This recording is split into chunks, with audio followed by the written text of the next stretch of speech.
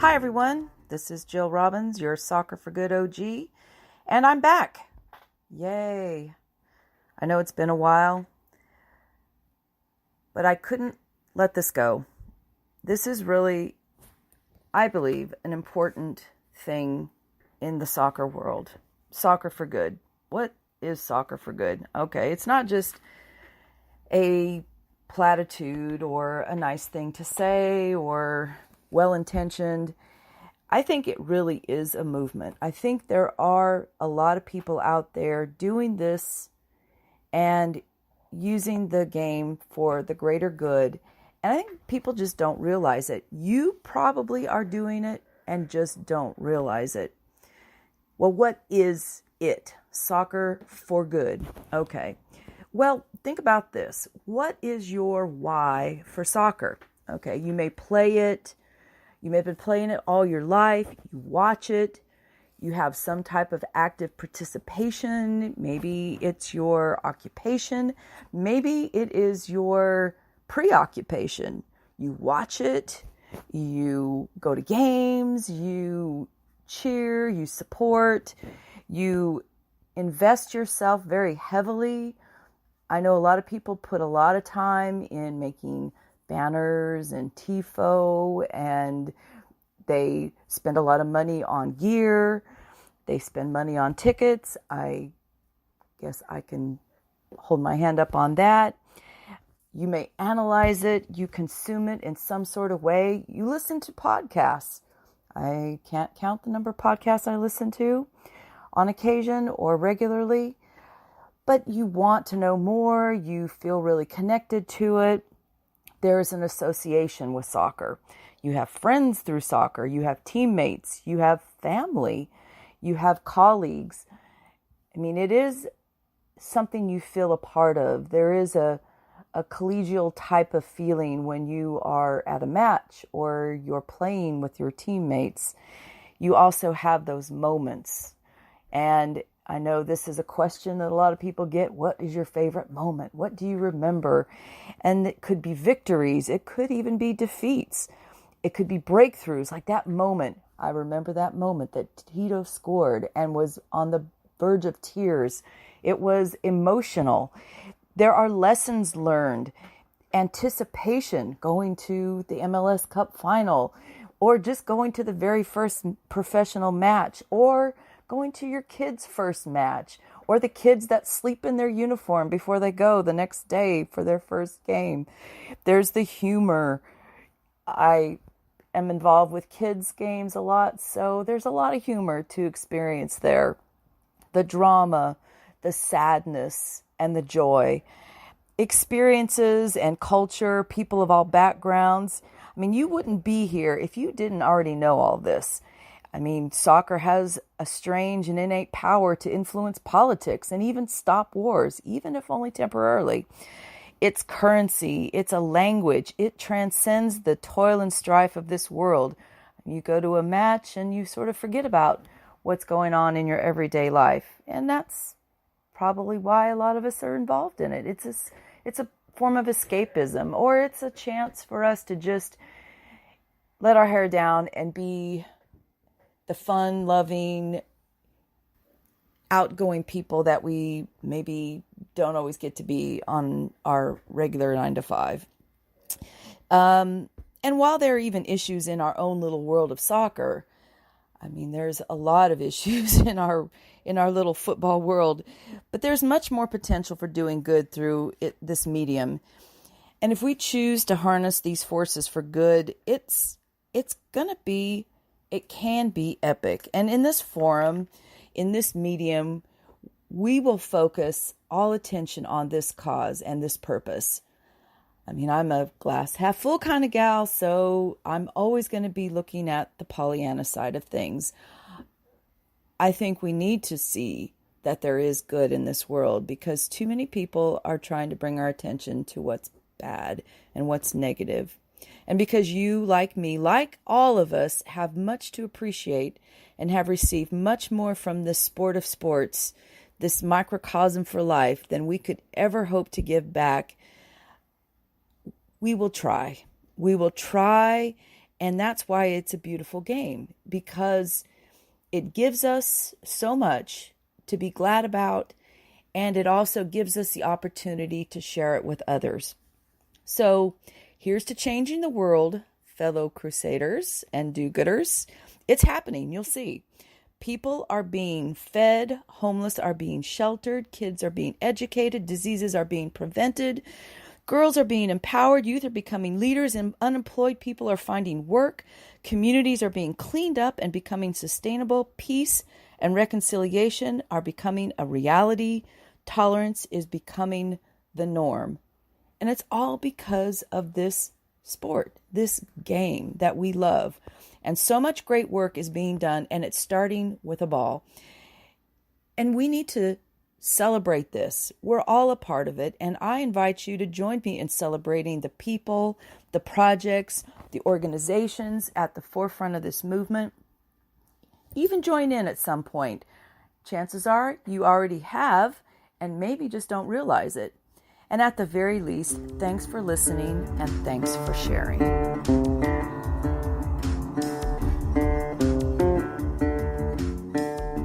So, welcome to Soccer for Good.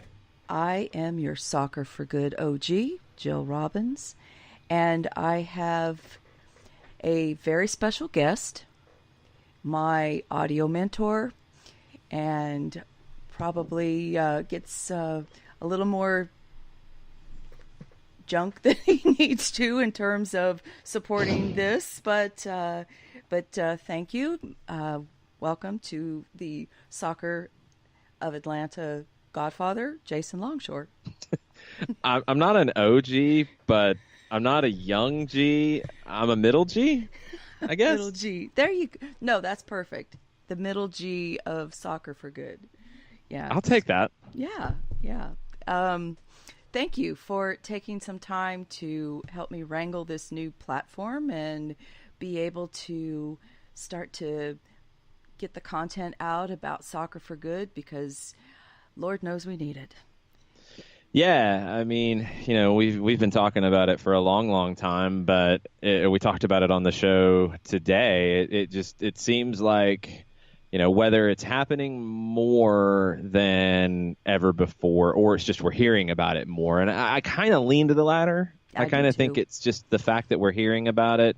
This stuff is not new. It's not new in the world. It's not new in the soccer world. But there's a lot of negative, just garbage out there in the game at times. And sometimes we have to remind ourselves that it's not all doom and gloom, and that there are people who are trying to change the negative things in the game that we all love to turn them around to the positive. Absolutely. I think it is awareness that is really making these things stand out, because I think not only just knowing that it exists, but also people standing up and pointing it out and saying, hey, this has got to change. So given that is I think that'll be the premise that will go on. What changes, once we know that there are issues, what changes would you like to see in terms of addressing? Let's start with the inclusion and racism. I mean, we don't have an initiative like Kick It Out in the United States, and luckily we really haven't needed it to that degree. I think they've done amazing work, and they're continually expanding, I think, the scale of the work that they're doing, and they've had great success, I think, in Great Britain. But now we're seeing, whether it's Germany, the latest one with Chris Gloucester being racially abused at a U23 match this week, Montenegro with the English national team, Italy, our buddy Nick Alifi just posted some video of chanting from the stands at an Italian league match. This is something that FIFA needs to take on, and I know they've been reluctant to do so. They have waded into a few things. It's been slaps on the wrist, and that's about it.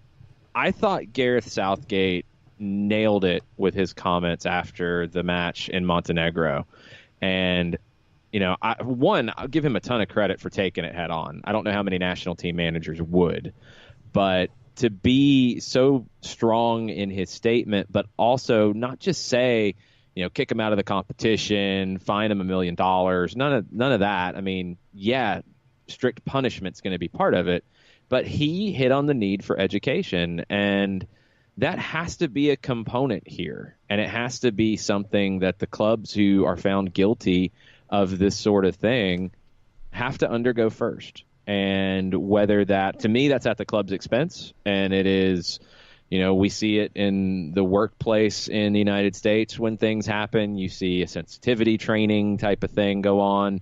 Okay, that's your starting point. That's what you do. And they have to do that for their season ticket holders and their supporters. Their supporters groups, their official supporters groups. And if they don't get to participate in the competition until they do. That would be a great start. And speaking of great start, do you think the MLS video campaign that you see at the beginning of matches is something that we could be holding up as an example of league-wide education? Or if not, could it be, what could that look like? Yeah, I think it's a good starting point. I mean, I can't think of many incidents along these lines around Major League Soccer. The biggest one that probably most people think of would be the chant on goal kicks that has come over from Mexico primarily. And again, to me, that's an education thing, because that chant, you can argue it up and down, back and forth, all the way around, but it does have different connotations in different cultures, and it has a history in that culture that doesn't just go away overnight because somebody from the outside said it's wrong. That doesn't change the internal culture. So it's getting better. You don't hear it as much. You don't hear it as widespread, but that's going to take some time. I think MLS has done a good job. I think the MLS supporters groups especially have done a very good job of trying to weed these things out.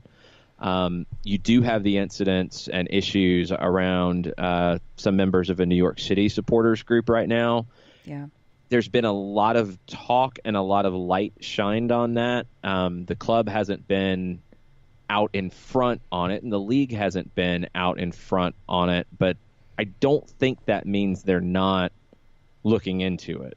I do think sometimes we do confuse, a lack of immediate action as no action. And it's a little more complicated than that.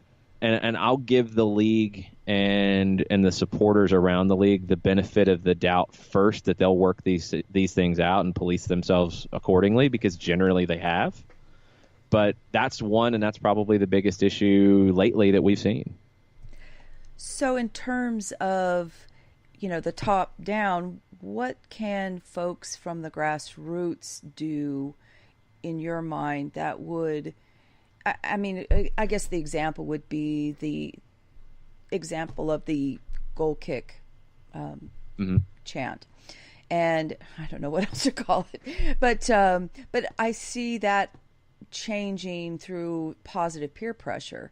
Supporters groups have been very, very quick to condemn their members who take it upon themselves to try to start that up. You saw it with the Atlanta United supporters groups.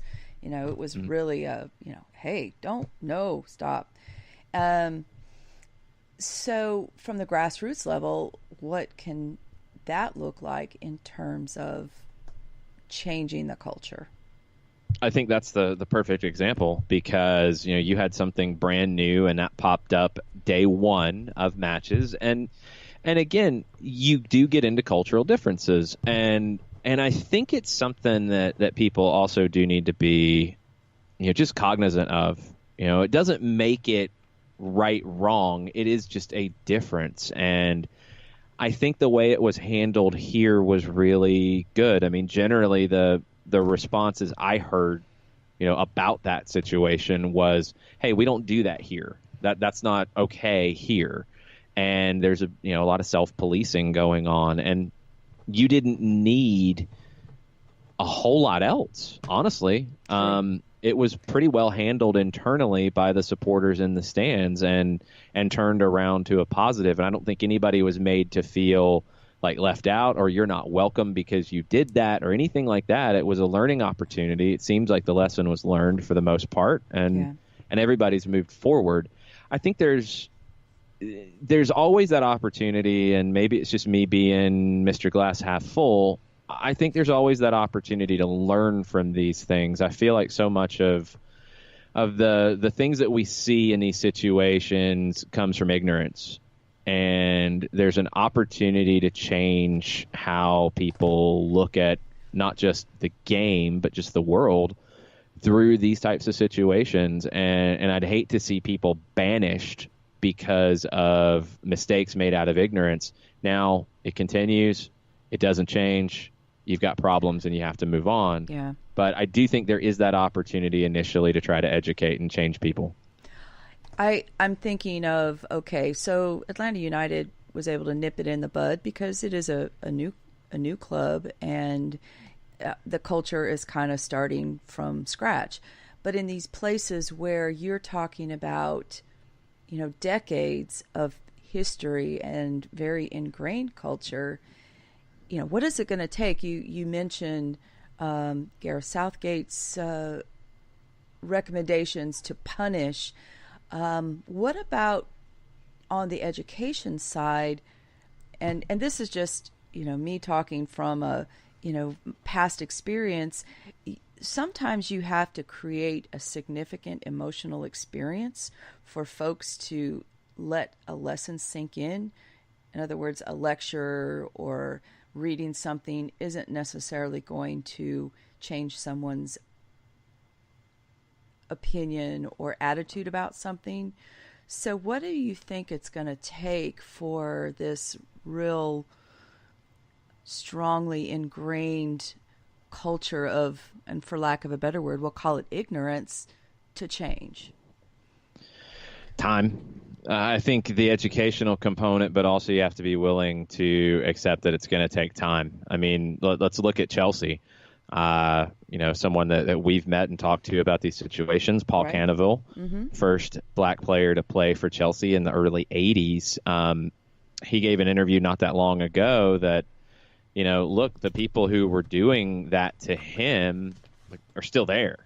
They didn't go away. They quieted down, and that's a step in the right direction, but they didn't go away, and it's popped up from time to time. But he also spoke out very strongly to praise the club when that video emerged of some of their Chelsea supporters singing a racist chant about Mo Salah in a pub in Prague. And Chelsea identified the people involved and denied 3 of them entry into the stadium for the match. That's progress. Has it taken too long? Sure, but it's progress. And it's a step in the right direction. A lot of it, honestly, is just time and continued vigilance on it. You can't let up. You can't, say, well, nothing's changing yet, so just I'm going to forget about it. It's going to take, consistency in pushing forward on it to where you get a club like Chelsea say, something like this. I mean, they said such individuals are an embarrassment to the vast majority of Chelsea supporters who won't tolerate them in their club. They might not have said that 10 years ago. They definitely wouldn't have said it in the 80s, but they're saying it today, and that's progress. Great example. It kind of brings to mind that the education has to happen early, because as people get older, they're pretty set in their ways, they're set in their attitudes, and sometimes you're not going to change them. Our dear friend Sergeant Robbins, his thing has always been the only, well, and this might be a little harsh, so brace yourselves, folks. I'm not known to be politically correct at all times, but he's been known to say the only cure for a bigot is death. And honestly, sometimes you grow old with your ways and your ideas set, until you're gone. And so I guess the idea is, what steps or what ways can, first of all, having leaders step into these roles, like Chelsea, for example, that are setting the standard and the expectations that this isn't permitted. This is not a part of who we are. What are some other ideas possibly that we could maybe float out there? A lot of it to me is just consistency of message. I mean, people, there are people who won't change, and we know that, and we've seen it. It happens. But I can tell you that Atlanta is a far different place today than it was when I was a kid in terms of a lot of this type of stuff. It's a more tolerant place. It's a more diverse place, and it's a place that people on the outside still have their preconceptions based on the 50s, 60s, 70s, 80s, and haven't moved into modern day. It's different. It absolutely is, and that took time, and there's still ways to go. Nothing's perfect. Right. There's still a ways to go, but it takes time. It takes the people who want to have that effect, that positive impact on the just the situation around them, the environment around them, to continue to speak up. I wish that we didn't have seemingly another incident of a player being, abused for whatever reason. Wish that we didn't have that on a regular basis, but we do. And it's something that if you're in the soccer media, I feel like it is an obligation to talk about it. You don't want to let it outshine everything else, but you do have to talk about it because otherwise it doesn't go away. Yeah, I wanted to it occurred to me that one cure for ignorance is exposure, because ignorance is you don't know. And I'm a kind of a glass half full kind of person too, and I've had family who, to a certain point, had never really even known people from a different culture or different racial background, and were, clearly could have been labeled as bigots or racists.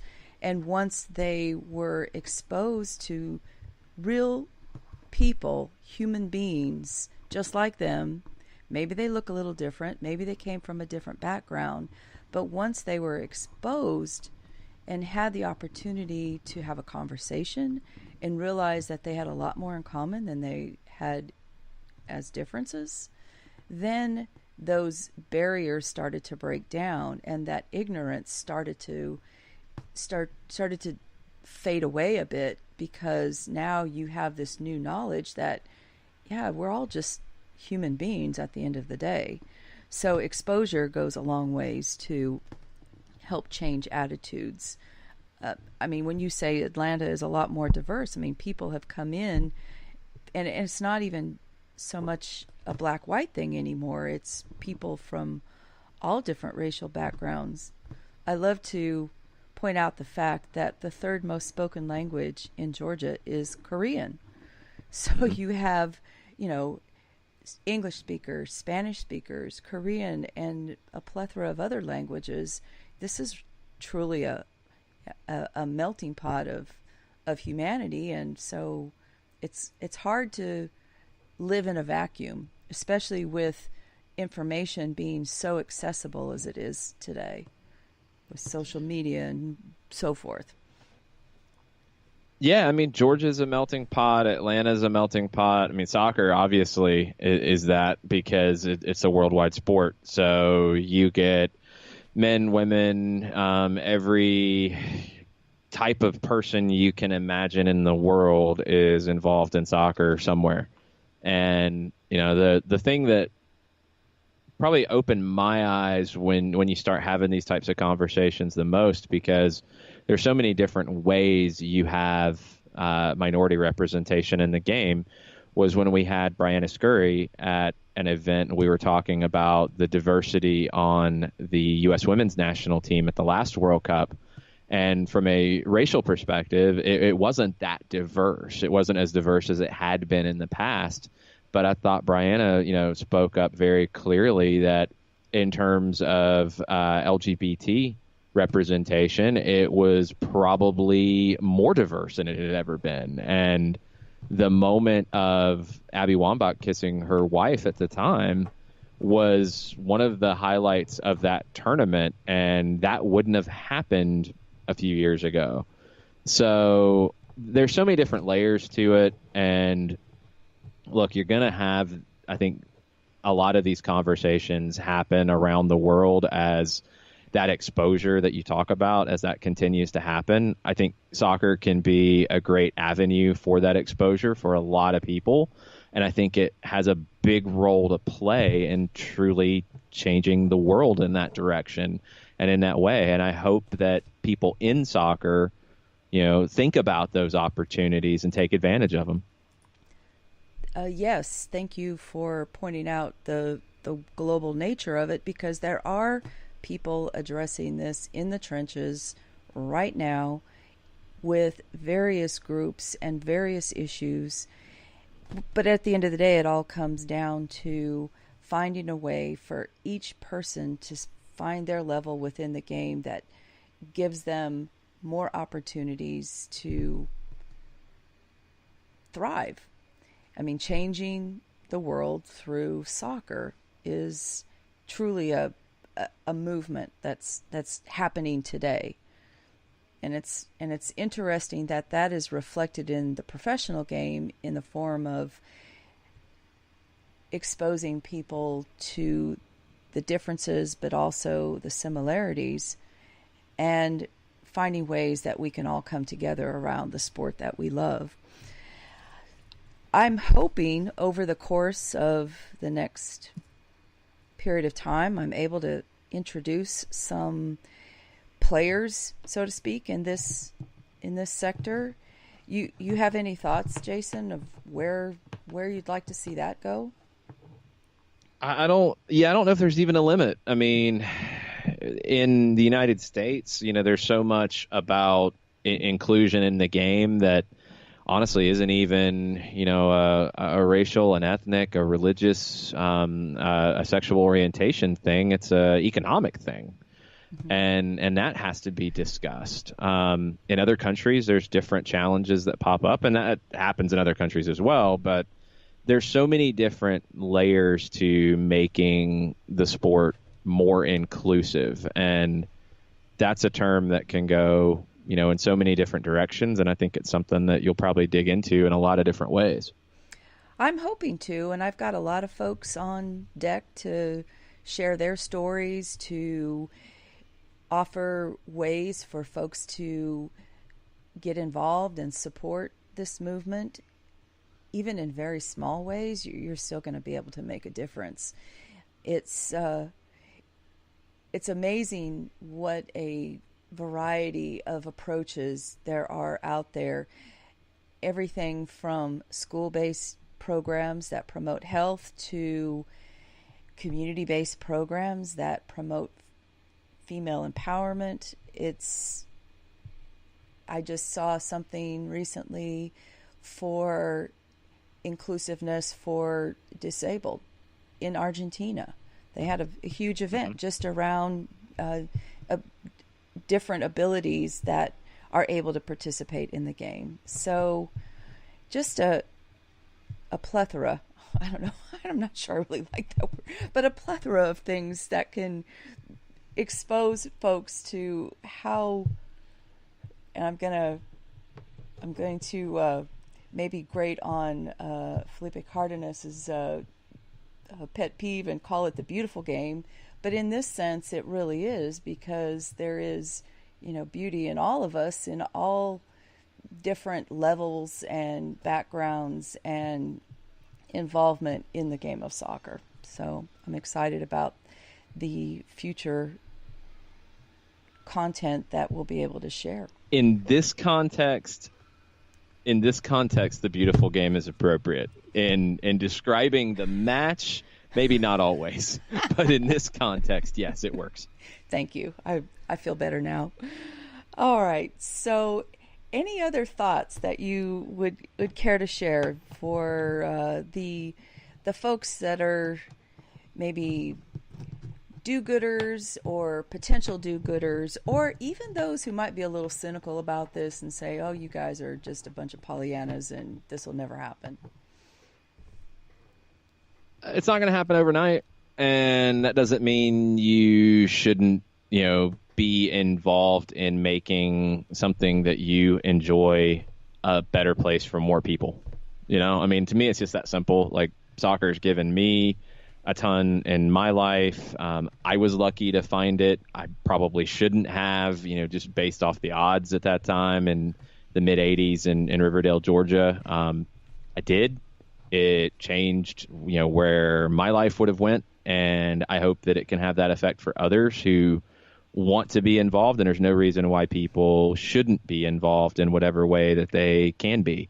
And I do get angry when I hear things about, players being like Danny Rose saying that he, would rather not even play anymore because of having to deal with this stuff. There's no reason why that should be the case.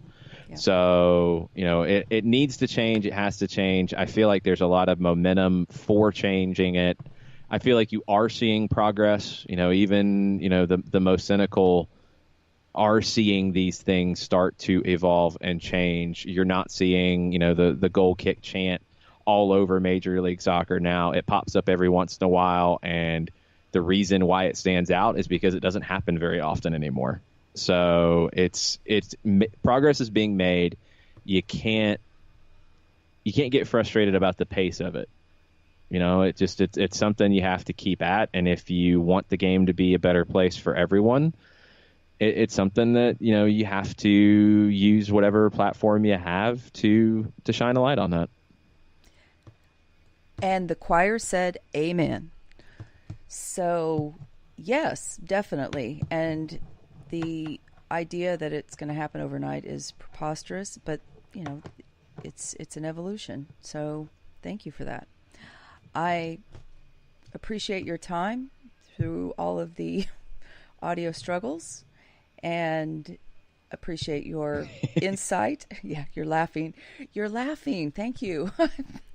I was ready to pull my hair out. So, but it's going to be better, I promise. And I am hoping that I will not be judged on production value. Thank you very much. And that will, I guess we'll close it right there.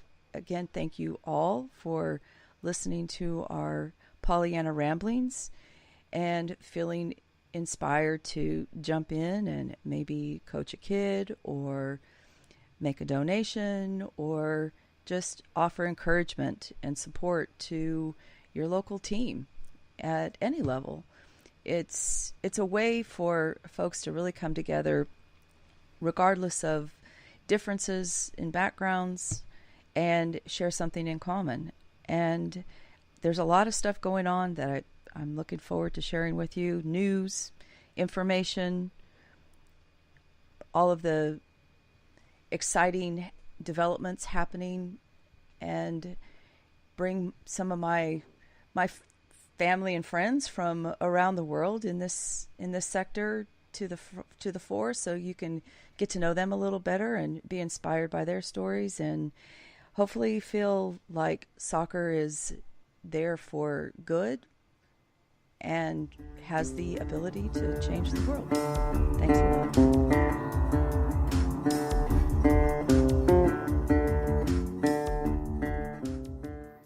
And now for some news. On April 26th of 2019, the Soccer4Good world lost a pioneer and a legend. Jimmy Banks, who was 54 years old, succumbed to pancreatic cancer. For those who aren't familiar, Jimmy Banks was on the 1990 World Cup squad. He, along with Desmond Armstrong, were the first African-American players on the U.S. men's national team. And Jimmy started his soccer as a 6-year-old in the West Lawn housing projects in Milwaukee, Wisconsin, as part of a Salvation Army program. He went on to play with the Bavarians Milwaukee Bavarians, and then went on to college at University of Wisconsin Parkside in '83, and then became a player for Bob Gansler, who would eventually become his national team coach in Milwaukee, as he went on and played with the University of Milwaukee, or University of Wisconsin Milwaukee. His entire pro career, due to the fact there was no outdoors league, was played indoors in the Major Indoor Soccer League. He was a number 1 selection in the '87 draft for the Kansas City Comets, but went on to play with his home team, the Milwaukee Wave. He was inducted into the Milwaukee Wave Hall of Fame in 2013. After he retired from his professional playing career, he became the head coach of the Milwaukee School of Engineering, where he coached until he passed away for 20 years and accumulated 198 wins and 2 appearances in the NCAA D3 tournament. He worked tirelessly in Milwaukee. He started the Jimmy Banks Soccer League through the Boys and Girls Clubs. He also co-founded the Milwaukee Simbas, a club that went on to promote many young African-American kids into youth soccer. He was the director of coaching for the Milwaukee Kickers, and he also continued to play with the Bavarians.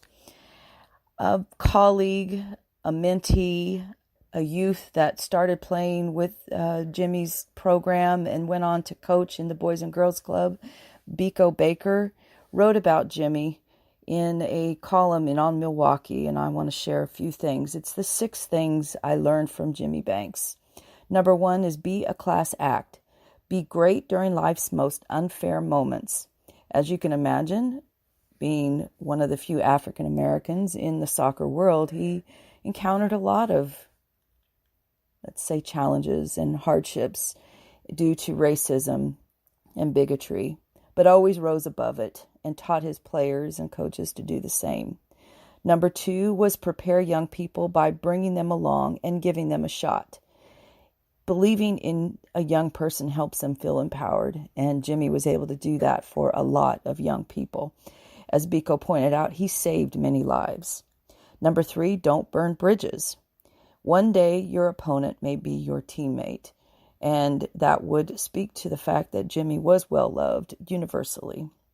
Number 4, love your children, and they're all your children. He was a dedicated family man, but he was also a dedicated member of the community and served many, many kids and families through his work. Number 5, you can play the game with passion and style. He encouraged his teams to express themselves through creativity and passion. He sort of bucked the trend of the athletic powers, direct soccer, and was more adoptive of the tiki-taka style, and that was how he enjoyed to play, with intricate footwork and passing, and encouraged his teams to do the same. And number 6, saying less often has more impact. Jimmy Banks never overcoached. He motivated his players and staff to take ownership by creating space for them, and he led by example. So, to a pioneer and legend, we dedicate this moment to Soccer for Good in honor of Jimmy Banks.